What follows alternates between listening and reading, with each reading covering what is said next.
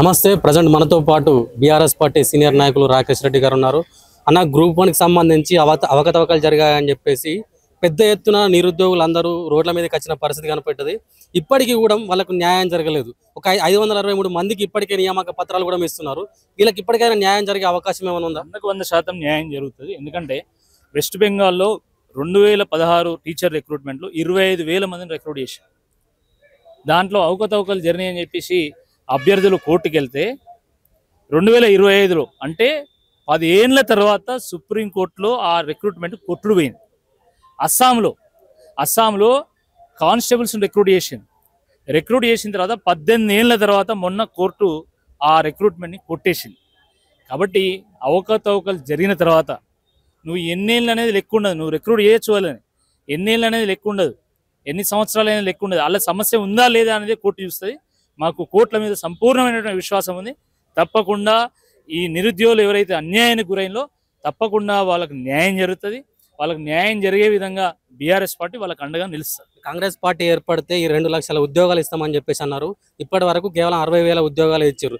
నిరుద్యోగులందరూ road మీద పడ్డ పరిస్థితి కనబడుతుంది. ఆ నిరుద్యోగులందరూ ఇవాళ కాంగ్రెస్ పార్టీకి బుద్ధి చెప్పడానికి జూబ్లీ హిల్స్ బై ఎలక్షన్లో నామినేషన్ ఇస్తానంటున్నారు. ఏం చెప్తారు? 60,000 ఉద్యోగాలు ఎవరు ఉద్యోగాలు అవి? కేసీఆర్ గారు నోటిఫికేషన్లు ఇస్తే ఈయన ఇచ్చిండు. ఈయన సొంతంగా ఇచ్చింది పట్టుకొని 10,000 లేవు. కానీ ఒక ఆయన 30,000 ఇచ్చిన ఉంటాడు, ఒక 50,000, ఒక ఆయన 60,000, ఇంకో మంత్రి మొత్తం 1,00,000 ఉద్యోగాలు. ఆవు ఎక్కడ కడితేంది? మన దొడ్లింతే చాలనుకుంటాను రేవంత్ రెడ్డి గారు. నోటిఫికేషన్లు ఎవరేస్తే సంబంధం లేదు, ఇచ్చింది నేనే కదా అని చందంగా ఆయన వ్యవహారం చేస్తూ ఉండు. దాన్ని నమ్మడానికి ఎవరు సిద్ధంగా లేడు. జూబ్లీస్ తప్పకుండా నిరుద్యోగులు నిగ్గదీస్తారు, ఈ ప్రభుత్వాన్ని నిలదీస్తారు. 6 గ్యారంటీల్లో 2 లక్షల ఉద్యోగాలు అన్నావు, నెరవేర్చలే. ఉద్యోగ క్యాలెండర్ అంటే ఉత్తుత్తి క్యాలెండర్ ఇస్తేవి, మెగా డిఎస్సి అంటే దాన్ని దగా డిఎస్సి చేస్తేవి. ఏ ప్రాతిపదికన నీకు ఓట్లు వేయాలా? ఖచ్చితంగా జూబ్లీ హిల్స్ లో నిరుద్యోగులకు సపోర్ట్ చేస్తారా మీరు? నిరుద్యోగులకు కంపల్సరీ జూబ్లీ హిల్స్ ఎలక్షన్ తో సంబంధం లేకుండా, ఎలక్షన్ ఉన్నా లేకపోయినా, ఎలక్షన్స్ ఉన్నా లేకపోయినా నిరుద్యోగుల పక్షాన బీఆర్ఎస్ పార్టీ పోరాటం చేస్తుంది. గతంలో బీఆర్ఎస్ పార్టీ హయాంలోనే పేపర్ లీకేజ్ అయింది. బీఆర్ఎస్ పార్టీని నిరుద్యోగులు అందరు గద ఎంపిర్రు.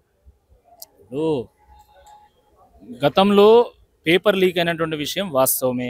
పేపర్ లీక్ గానే కేసీఆర్ గారు బాధ్యత వహించి తక్షణమే వారు నోటిఫికేషన్ రద్దు చేసి, మరి ఆ ధైర్యం ఈ ప్రభుత్వానికి ఉందా అని అడుగుతున్నా. సింగిల్ బెంచ్ జడ్జిమెంట్ చాలా స్పష్టంగా ఇందులో అవకతవకలు జరిగినాయని చెప్పింది. మరి బాధ్యతగా తీసుకొని రేవంత్ రెడ్డి గారు గ్రూప్ 1 నోటిఫికేషన్ ఎందుకు రద్దు చేయలే? రద్దు చేయాలి కదా. నువ్వు సత్య హరిశ్చంద్రుడికి తమ్మునివేనే, మరి నువ్వు ఎందుకు రద్దు చేస్తలేవు? వాళ్ళు ఏం జరిగింది అనేది వాళ్ళకు తెలుసు, మాకు తెలుసు, అందరూ తెలుసు. అయితే మీ మీడియా వాళ్ళు ఏంటంటే అవి చెప్పరు. మీకు కావాల్సిందే మీరు చెప్తారు, మిగతా చెప్పరు. 563 మందిలో అందరూ ఏదో పేపర్లు కొనుక్కోనో ఇంకేదో పోస్టులు అనుకున్నారో నేను చెప్పను. కానీ తప్పకుండా నిజాయితీగా రాసినటువంటి వాళ్ళు కూడా వాళ్ళు ఉంటారు. కానీ నిజాయితీగా రాసి పోస్టులు రానటువంటి వాళ్ళు కూడా బయట ఉన్నారు. వాళ్ళకు కూడా న్యాయం చేయాల్సినటువంటి బాధ్యత ప్రభుత్వం మీద ఉంటుంది.